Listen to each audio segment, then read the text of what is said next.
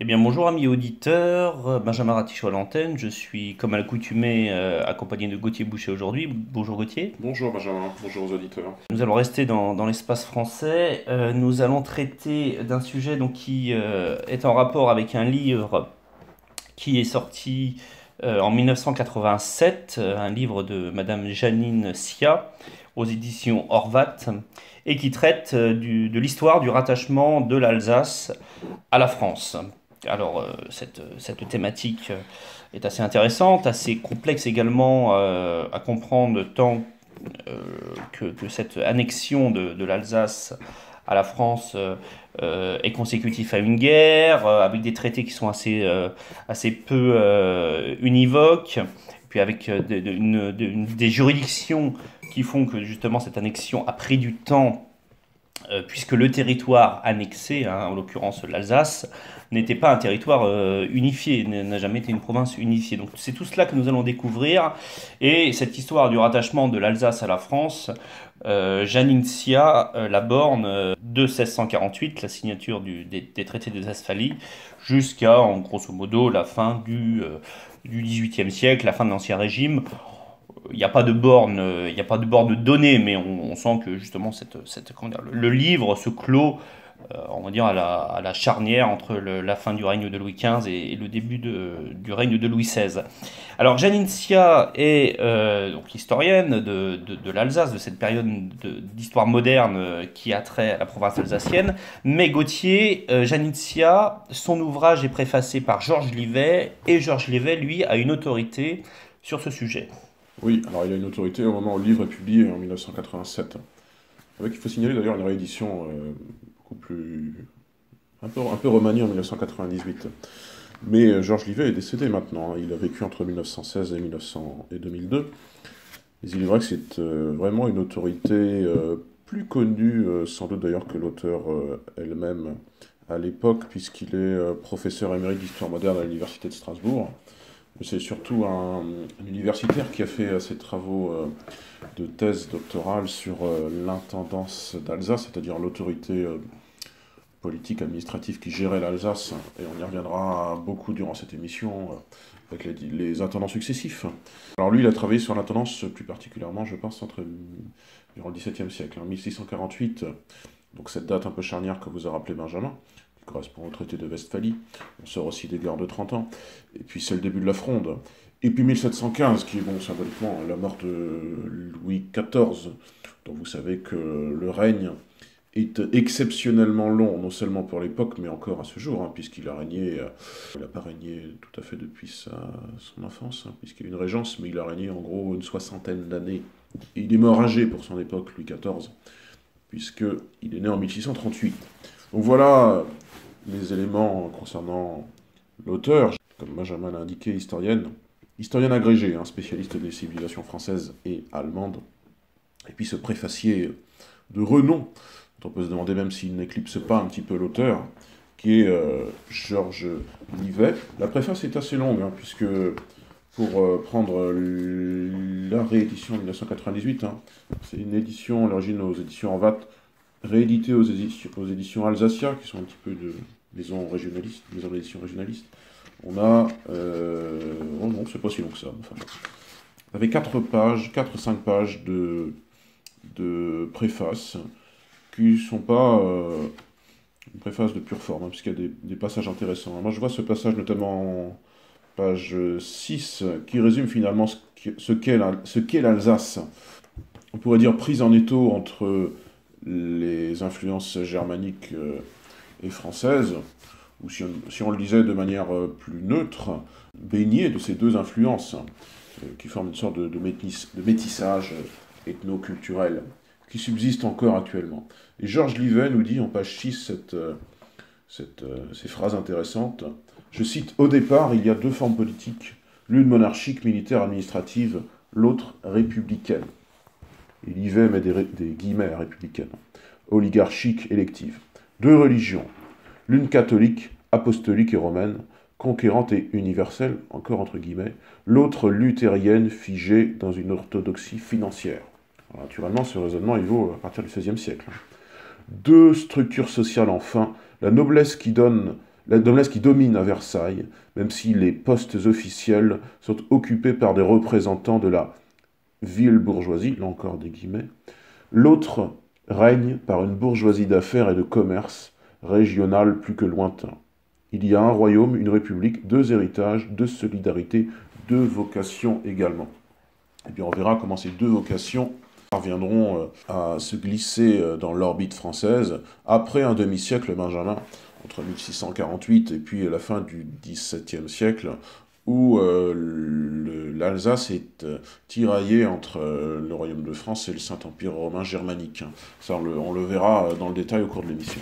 Oui, et puis ce n'est pas une situation très originale, puisque l'un peut-être pas des travers, mais des oublis peut-être de ce livre, et notamment des premiers chapitres, c'est peut-être de rappeler quels étaient les liens entre le Royaume de France et l'espace germanique, hein, que ce fut l'espace du Royaume de Germanie jusqu'à la proclamation de l'Empire, du nouveau Saint-Empire en 962 avec le couronnement d'Henri Loiseleur. Il faut rappeler que le Royaume de France n'intervient pas dans les affaires alsaciennes en 1648. Il y a toute une tradition, il y a toute une histoire de lien entre la province et la France qui est beaucoup plus vieille que le XVIIe siècle. Alors, je vais esquisser ça assez rapidement, puisque ce n'est pas le sujet principal du livre, naturellement. Mais il faut rappeler que, contrairement à ce que pensent beaucoup d'identitaires alsaciens, l'existence du lien entre l'Alsace et la France ne prend pas sa source avec la signature de la paix de Westphalie. Hein. Le Moyen-Âge et de la période franque aux avènements des Habsbourg témoignent de cette réalité. À l'époque mérovingienne, il y avait un duché d'Alsace, et ce duché d'Alsace était sous la suzeraineté. Alors le terme est peut-être un peu anachronique, puisque parler de suzeraineté au VIe siècle, c'est, comment dirais-je, alors que la féodalité arrivera pleinement 2 siècles plus tard, mais il y a cette idée de dépendance du duché d'Alsace à la monarchie franque. C'est un royaume d'Alamans, hein, les Alamans qui donneront leur nom au peuple allemand. Les Alamans donc s'étendent justement dans la plaine d'Alsace. Ces Alamans sont convertis au 7e siècle par Saint Colomban et Saint Gall. Hein. Saint Colomban, le saint missionnaire dont nous avions parlé dans notre émission sur les îles britanniques au Moyen-Âge. Et ce duché va avoir une relative autonomie. Le plus célèbre de ces ducs sera Adalric, hein, le père de Sainte-Odile, qui est la sainte patronne de l'Alsace, hein, actuellement. Donc il y a un lien de relation entre l'Alsace, hein, constituée en duché, et la monarchie mérovingienne. Alors la monarchie mérovingienne va rentrer en décadence, et le duché sera supprimé par Charles Martel au 8e siècle. Et les Alamans vont faire le choix, à la décadence de l'Empire carolingien au milieu du 9e siècle, de se constituer sujet de Louis le Germanique. Et donc, quand l'Empire de Charlemagne sera séparé, lors du traité de Verdun de 843, eh bien, l'Alsace deviendra une dépendance du royaume de Germanie. Et donc là, fera le choix de l'Allemagne. Enfin, fera le choix. La noblesse fera le choix de l'Allemagne. Et donc, cette histoire mérovingienne entre l'Alsace et les Frances se sera coupée. Au XVe siècle, les Français pointeront un peu le bout de leur nez en Alsace. Hein, c'est la fameuse affaire des écorcheurs. Hein, vous savez, ces mercenaires qui traversent la France pendant la guerre de 100 ans et que Charles VII, ayant triomphé sur les Bourguignons et sur les Anglais, décide de mettre un peu aux marges du royaume. Donc bon, on voit Laïr, Estac, et le bâtard de Vertu, tous les comment dirais-je, officiers et généraux de Charles VII, justement prennent la tête de ces écorcheurs pour les mettre en marge du royaume. Et ça va dévaster, ces gens-là sont des pilleurs, hein, pratiquent la razzia. Et bien ces gens-là vont descendre la plaine d'Alsace sous les ordres du dauphin, le dauphin Louis, qui était un agent de perturbation également dans le royaume de France, hein, un danger pour son père Charles VII. Et puis donc ces troupes vont ravager la province pour finalement se faire exterminer en Suisse lors de la bataille de Saint-Jacques. Donc bon, arrivé au XVIe siècle et au XVIIe siècle, le nom de français était synonyme un peu de trouble, de ravage dans l'Alsace. Ce qui peut expliquer d'ailleurs qu'il y ait une sorte de, de, de précaution, le terme c'est un euphémisme, mais de peur d'être placé de nouveau sous la souveraineté française. Et c'est ce qui va justement compliquer les négociations de paix à la fin de la guerre de 30 ans, dont il faut, Gauthier, rappeler quel a été le poids de cette guerre de 30 ans sur l'Alsace, puisque l'Alsace est sortie totalement meurtrie de ce conflit. Oui, effectivement, la guerre de 30 ans, c'est un conflit qui structure l'histoire européenne du XVIIe siècle.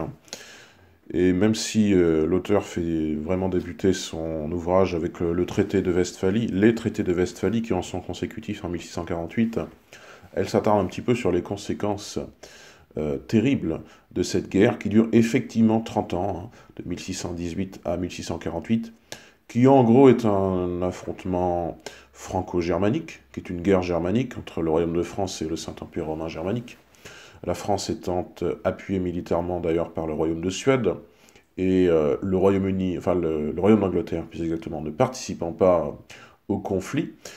C'est une guerre qui n'est pas encore une guerre industrielle, mais qui, par sa cruauté, notamment vis-à-vis des populations civiles, ce qui est un petit peu inédit à l'époque, est une novation un petit peu dans l'histoire militaire de l'Europe. Et ces conséquences humaines, l'auteur y revient par deux éléments. On est en gros dans les pages 21 et suivantes. Tout d'abord des citations, notamment une citation assez intéressante et qui montre la cruauté de ce conflit, une citation des Chroniques de Thann en 1635. Donc on est vraiment, je dirais, on est vraiment au milieu du conflit. Hein. Naturellement, les gens ne savent pas que ça va durer encore 13 ans. Mais en 1635, voici ce qui est écrit sur la situation terrible dans la ville de Strasbourg. À Strasbourg, la famine s'aggrave tellement de jour en jour que le conseil de la ville décide d'en faire sortir 30 000 personnes qui s'y étaient réfugiées, sans leur donner de ravitaillement. Ces pauvres gens refoulés vers les campagnes déterrent les cadavres pour les manger. Toutes les routes sont remplies de cadavres. Certains ont encore dans la bouche de l'herbe ou des racines. Donc vous voyez, des cas d'anthropophagie, ça n'est quand même plus si courant au XVIIe siècle. C'était déjà pas très courant, même au bas Moyen-Âge, même quand il y avait de terribles pandémies. Ça montre quand même une situation terrible sur le plan humanitaire et sur le plan sanitaire. Et cette situation terrible sur le plan sanitaire, l'auteur la confirme avec un graphique assez éloquent qui compare les courbes de mortalité et de natalité dans la ville de Strasbourg entre 1620 et 1633, d'après des chiffres qui sont cités par Jos Krieger dans un ouvrage de 1879, Rattachement de Strasbourg à la France. Eh bien, il y a vraiment des pics. Hein. Il y a vraiment un pic à l'année 1622, un pic à l'année 1629, et un pic, le plus gros des pics, à l'année 1633. Alors, pour reprendre en 1622, par exemple, dans la ville de Strasbourg, 4400 morts pour 1400 naissances. En 1628, 2500 morts pour à peine 1000 naissances. Et le pic, le plus gros pic, c'est en 1633, et on est à peu près à 5500 morts pour 1000 naissances. Ça veut dire que la ville de Strasbourg, en 1633, a perdu 4500 habitants. Et vous vous imaginez bien, je ne sais pas la population de l'époque, je dirais que ça doit être entre 50 et 70 000 habitants, il faudrait vérifier. Mais enfin, on n'est pas dans une démographie comme actuellement, où on est à plus de 250 000 habitants. Hein. Ça veut dire que, en gros, 4500 morts, la ville perd peu ou prou un peu moins de 10% de sa population en une seule année. Hein. Donc ça montre les conséquences humanitaires, encore une fois, et sanitaires de cette guerre de 30 ans. Ça a aussi des conséquences, et l'auteur l'explore un peu plus en détail ensuite. Il y a beaucoup de veuves, il y a beaucoup d'orphelins.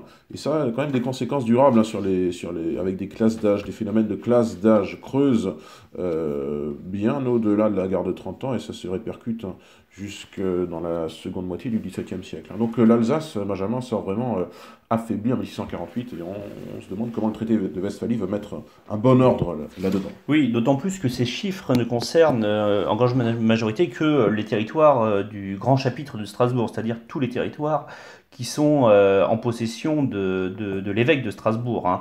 Donc la région de Saverne, dans l'actuel Bas-Rhin, et puis quelques villes, notamment Rouffach et Soultz, dans l'actuel Haut-Rhin. Alors ça me permet justement de venir sur la complexité de cette Alsace, puisque l'une des difficultés quand on va parler de l'annexion, ou plutôt pour reprendre un terme du XVIIe siècle, de la réunion de la province d'Alsace à la France, l'une des difficultés, c'est sa complexité juridique, hein. Nous sommes devant un phénomène de mosaïque juridique où les suzerainetés, pour reprendre un terme féodal, puisque on a là un héritage féodal, hein, les suzerainetés sont multiples. Alors, Janincia, dans son ouvrage, nous donne une carte, mais cette carte est assez insatisfaisante, puisqu'on ne voit pas véritablement quels sont les tenants et les aboutissants de tous ces territoires qui composent l'Alsace en 1648.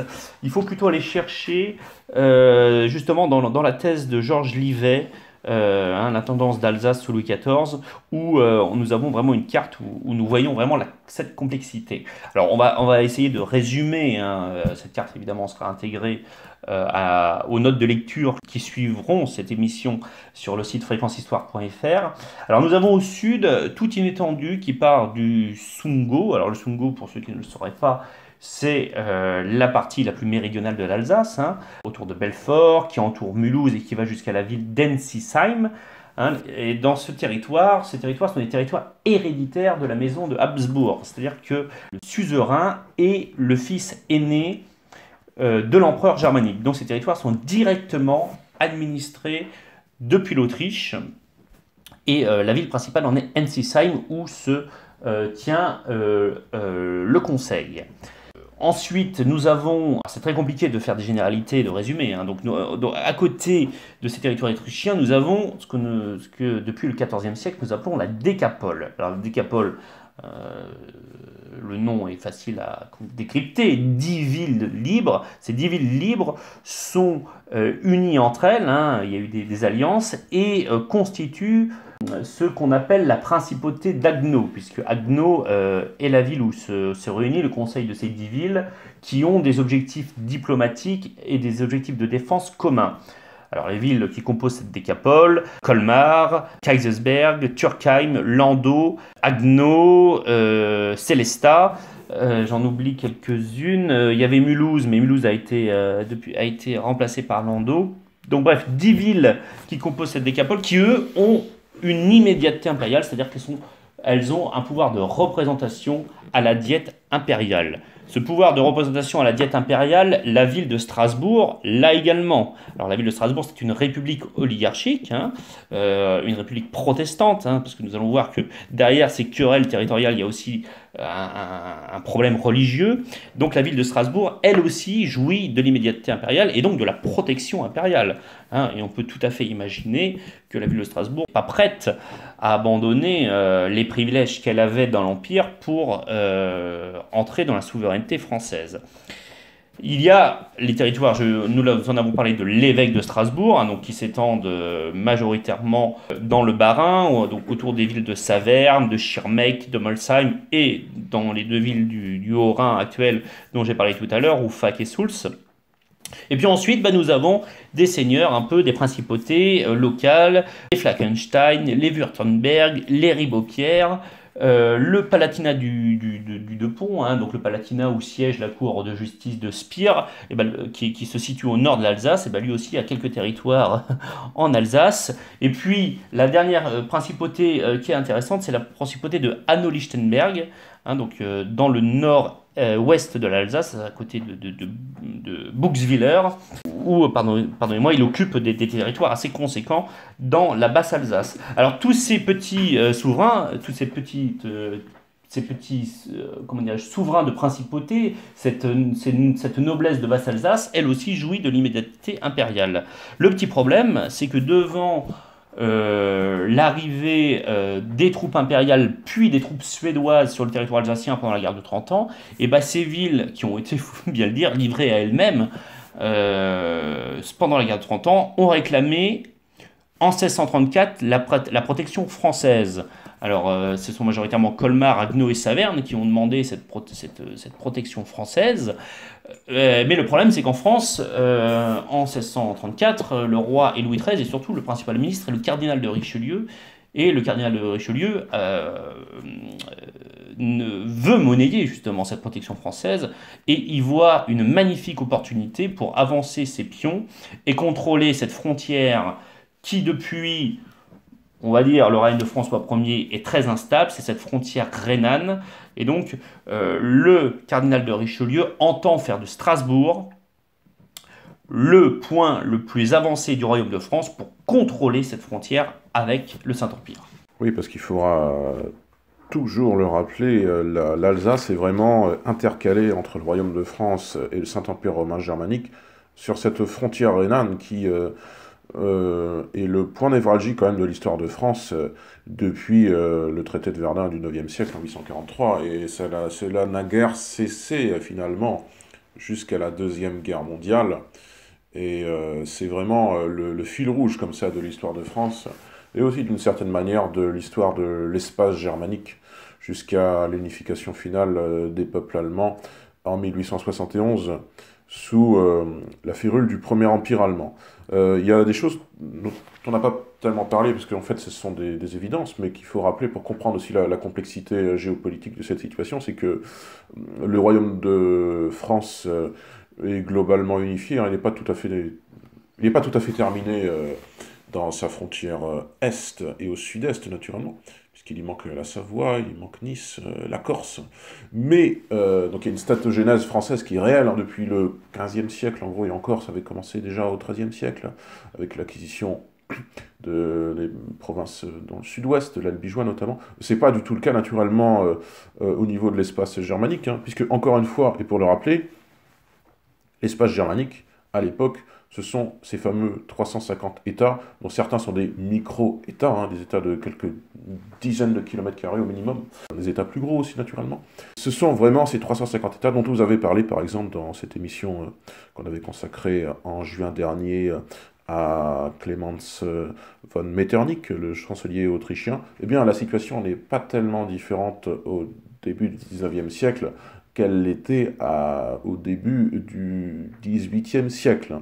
Donc il faut vous figurer un espace germanique qui n'est absolument pas unifié. Et dans les marges ouest donc, de cet espace germanique, il y a l'Alsace, dont on se demande en France, au terme des traités de Westphalie au pluriel, de quelle manière on va l'incorporer.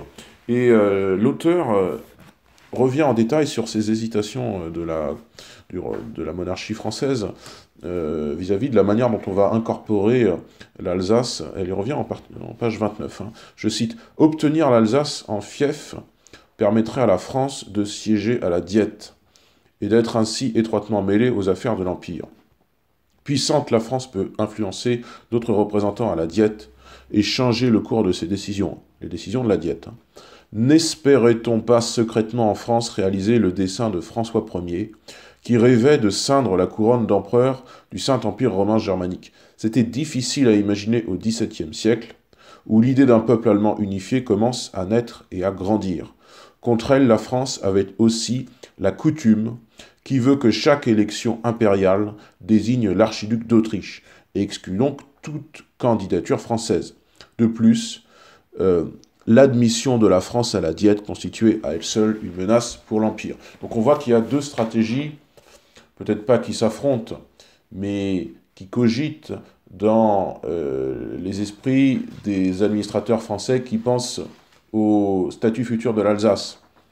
Fief de la France, qui permet de siéger à la Diète, c'est-à-dire à l'instance politique principale du Saint-Empire romain germanique, et donc c'est une manière politiquement, géopolitiquement, d'enfoncer un coin, de mettre un pied dans l'appareil du Saint-Empire, ce qui naturellement ce dont naturellement l'empereur ne veut pas, et puis il y a cette coutume, on l'a dit, de couronner l'archiduc d'Autriche, sur laquelle normalement la France n'a pas d'emprise.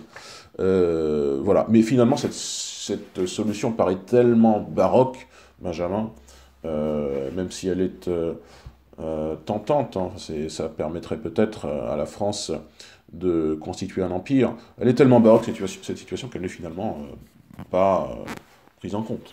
Non, puis c'est une situation qui est assez peu résolvable. Pourquoi? Parce qu'en fait, il y a deux tensions qui arrivent au printemps 1648, quand les deux armées, il faut bien le dire, germaniques et françaises sont épuisées.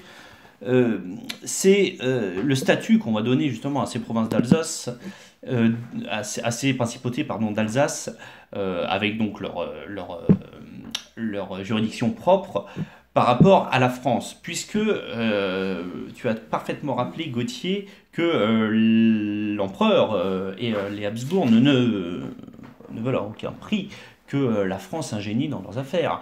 Et le problème, c'est que les traités qui vont être signés, alors le traité qui nous intéresse en l'occurrence, c'est le traité de Münster, hein, parce que vous savez qu'il y a deux traités de Westphalie, il y a la paix d'Osnabrück, qui est signé entre le royaume de Suède et le Saint-Empire, et le traité de Münster, qui est signé entre le roi de France et l'empereur. Et il y a donc une tension, puisque, en gros, il y a deux partis pris. Il y a deux partis pris. Il y a soit on cède tout à la France, on cède tout, toute l'Alsace, avec toutes les principautés. Il n'est pas encore question de céder Strasbourg, hein, puisque Strasbourg est jaloux de son immédiateté impériale. On cède tout à la France. Comme ça, au moins, on est sûr que, prenant souveraineté sur ces territoires, le roi de France ne pourra pas siéger à la Diète et donc ne pourra pas s'occuper des affaires allemandes qui ne le concernent pas. Donc ça, c'est la première, c'est la stratégie du pire. Et la deuxième stratégie, c'est de conserver l'immédiateté impériale en, comment dirais-je, ne laissant dans l'escarcelle française que certains territoires, notamment la Décapole et les territoires autrichiens. Et la noblesse de Basse-Alsace reconnaîtrait le roi de France comme leur souverain, mais conserverait un droit de représentation à la diète impériale. Alors vous voyez que la situation, je reprends ton adjectif, est tout à fait baroque, puisque comment concilier ces deux souverainetés? Qui est le vrai maître dans cette partie de l'Alsace, en Basse-Alsace? Eh bien, il y aura un mot d'un des diplomates allemands à Münster, c'est Folmar, hein, c'était son nom, le plus fort l'emportera, et c'est justement ce qui se passe, puisque... Ça va faire un peu penser à ce qu'il y avait au Royaume d'Angleterre après le couronnement de... comment s'appelle-t-il? Enfin, le vainqueur d'Hastings, Guillaume le Conquérant, parce qu'on ne savait pas finalement si le roi d'Angleterre était le vassal du royaume, le vassal du roi de France, ou bien son suzerain, quasiment, en tout cas son égal. Très bien. Ben, et oui, c'est ça. Et puis, il y a quand même une logique dans la monarchie française depuis le XVe siècle, qui est que ce monarque français qui s'était constitué par les féodalités essaie par tous les moyens de la défaire pour imposer sa souveraineté. Et c'est la solution qui est retenue par Louis XIV. Et surtout par ses ministres, puisqu'on voit bien que à partir des années 1670, le ministre de la guerre, parce qu'il faut dire que l'Alsace est passé, a changé de statut, il est passé du ministère des Affaires étrangères, du département des Affaires étrangères qui était dirigé par Colbert, Jean-Baptiste Colbert, au ministère de la guerre, qui est dirigé par un homme un peu moins sympathique, qui est le marquis de Louvois, qui lui refuse justement ce quiproquo des traités. Et le durcissement de la politique française, de ce qu'on appelle les politiques de réunion, se matérialise dans les années 1670. Je vais citer ici François Bluch, qui dans son Louis XIV nous parle un peu des réunions et nous dit un peu de quoi il s'agit. L'art des réunions, je cite, consistait à s'appuyer sur le droit, à obtenir d'un air innocent des arrêts souverains décidant la réunion au royaume de territoires que le droit féodal et les traités y rattachaient peut-être. En septembre 1679 et en août 1680, le Parlement de Besançon réunit de la sorte le comté de Montbéliard sans se préoccuper des plaintes du duc de Wurtemberg en Alsace, province où le duc de Mazarin avait jusqu'à sa disgrâce en 1673 laissé se dégrader l'influence française.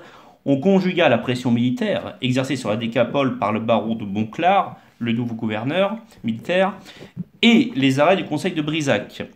Les villes impériales, même Colmar, l'ombrageuse, durent prêter un serment de fer.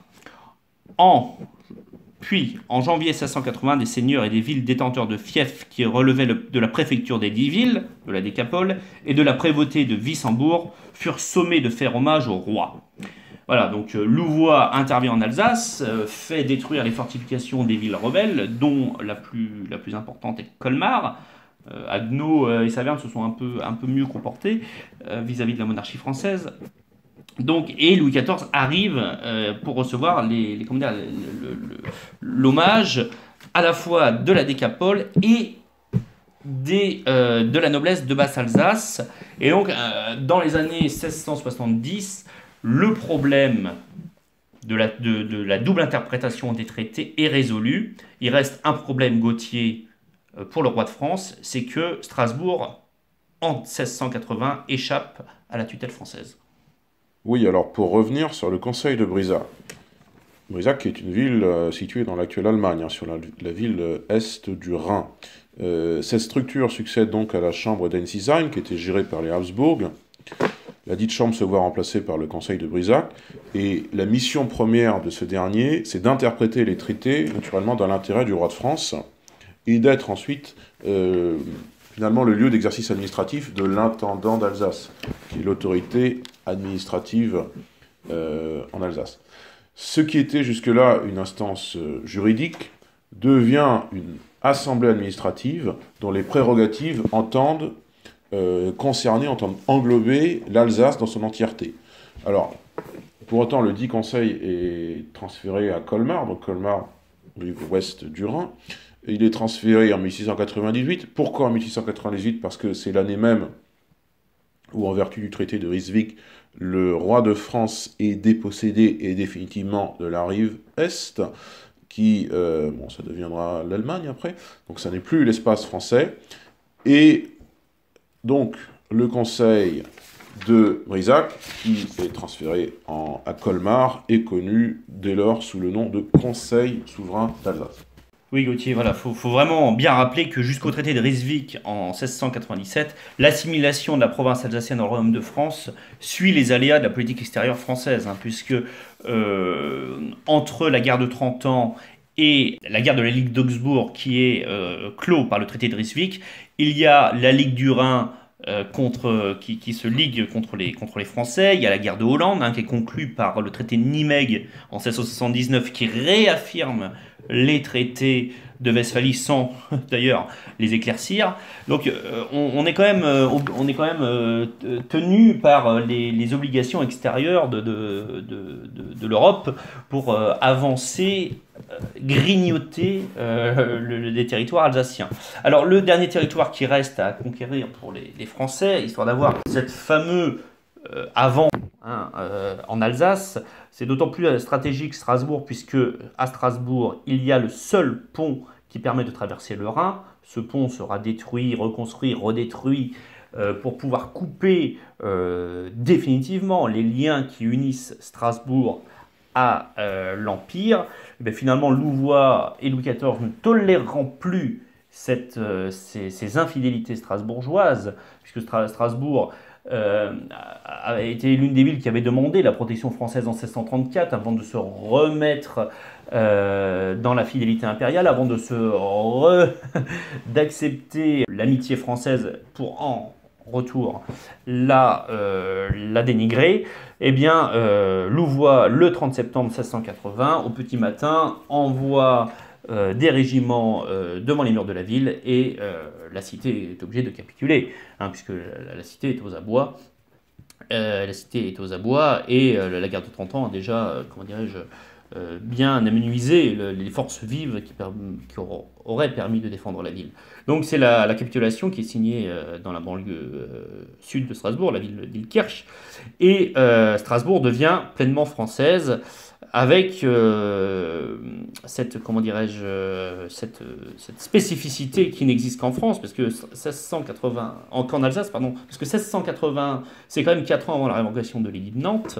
Strasbourg étant une ville qui, depuis le début du XVIe siècle, professe la réforme et comment dire, a vu le nombre de familles catholiques se réduire pratiquement à rien dans la ville, eh bien, il y a une adaptation en Alsace, ce qu'on appellera le simultanéum, c'est-à-dire le fait qu'il y a une répartition des cultes, une tolérance des cultes en Alsace. Alors à Strasbourg, ça se matérialise par comment dirais-je, l'accord pour que les protestants aient le droit de culte dans certaines églises. Alors naturellement, la cathédrale est rendue au culte catholique, mais certaines églises du centre de Strasbourg, je pense notamment à Saint-Pierre-le-Jeune ou l'église Saint-Jean, deviennent, elles, des lieux de culte protestants. Et dans les villages alsaciens, ça se matérialise par le partage des églises. Alors généralement, le chœur est réservé aux catholiques et la nef aux protestants, et donc il y a une tolérance religieuse qui s'installe, et elle s'installe d'autant plus qu'on est dans une période de paix et dans une période de reconstruction, puisqu'on n'a pas trop le temps d'en parler, mais la monarchie française apporte également la paix, et apporte On va pas toucher le téléphone. Ah oui. Vas-y. Oui, puisqu'on n'en a pas vraiment parlé, la monarchie française apporte la paix par la signature des traités, mais apporte également le repeuplement et donc le réessor économique de l'Alsace. Alors ce sont des populations qui viennent de Champagne, du sud de la France, de Provence, aussi de territoires germaniques, le Forlenberg, la partie... vous savez que la partie autrichienne, vous savez que l'Autriche, on a coutume de dire que ça forme une pipe.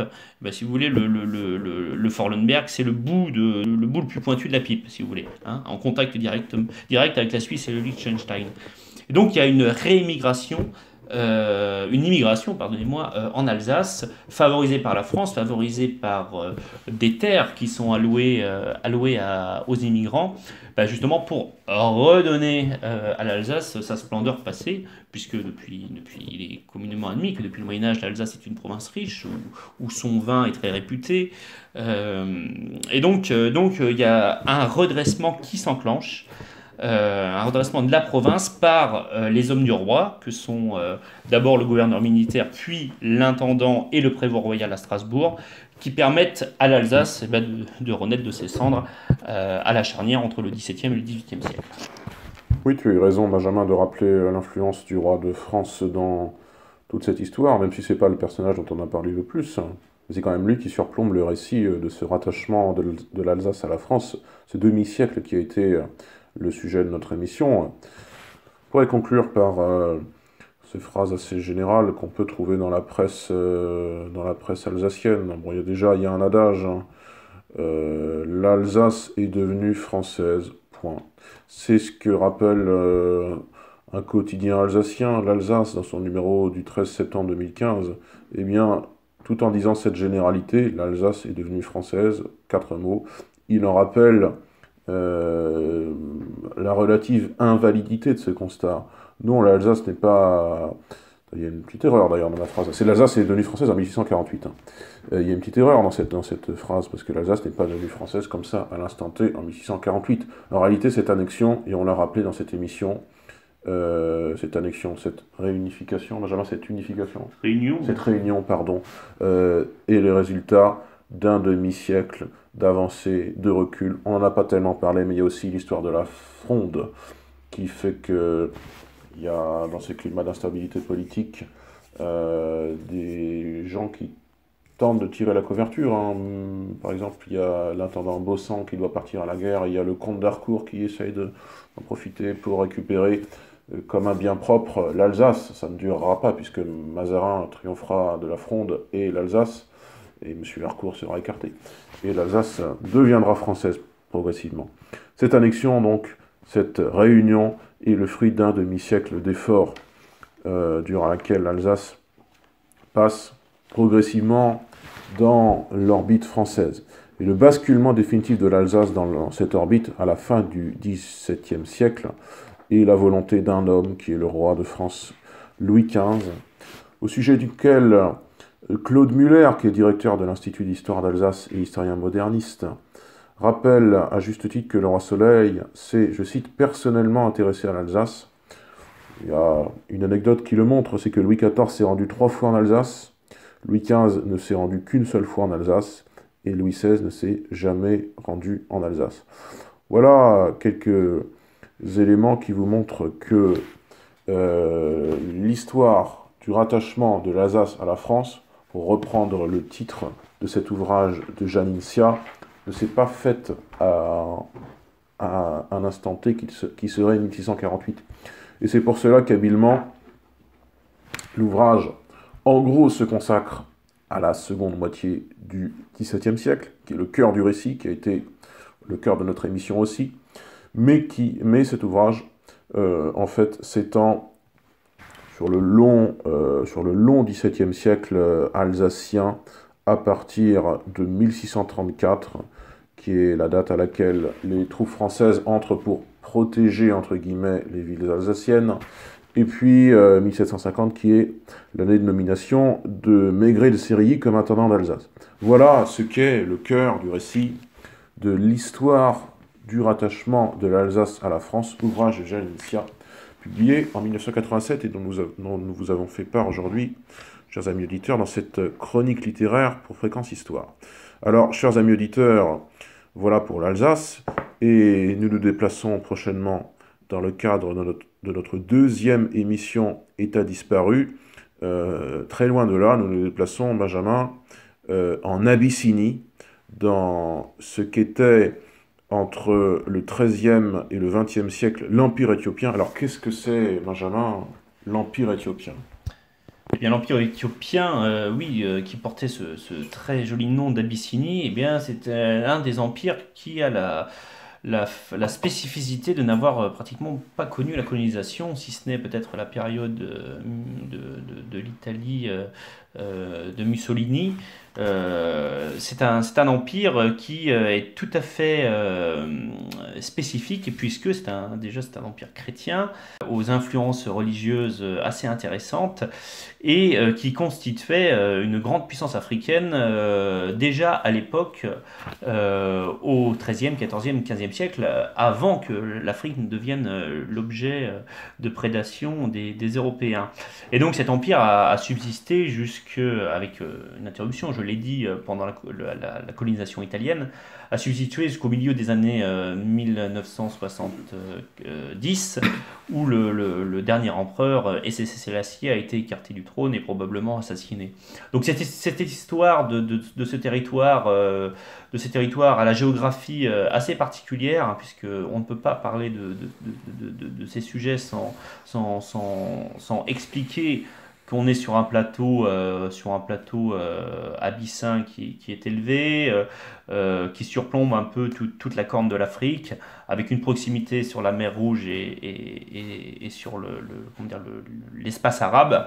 Donc toute cette myriade de thématiques seront reprises dans cette émission qui va essayer, dans un cadre horaire qui approche une demi-heure, de synthétiser tout cela. Donc voilà, ce sera notre deuxième numéro d'État disparu, après le numéro consacré à la Yougoslavie. Nous aurons donc plaisir, chers amis auditeurs, de vous faire partager cet empire qui en Europe est méconnu. N'hésitez pas à vous rendre sur le site fréquentishistoire.fr pour bénéficier des cartes que nous allons mettre en ligne, des notes de lecture et des extraits du livre de Jeanine Sia. Et nous allons vous mettre également des références bibliographiques sur ce livre en particulier et sur la thèse de Georges Livet, si vous voulez vraiment creuser le sujet. A très bientôt, amis auditeurs, pour ce beau voyage en Éthiopie. Au revoir Gauthier. Oui, au revoir Benjamin, et à bientôt donc, pour cette nouvelle émission sur l'Empire éthiopien.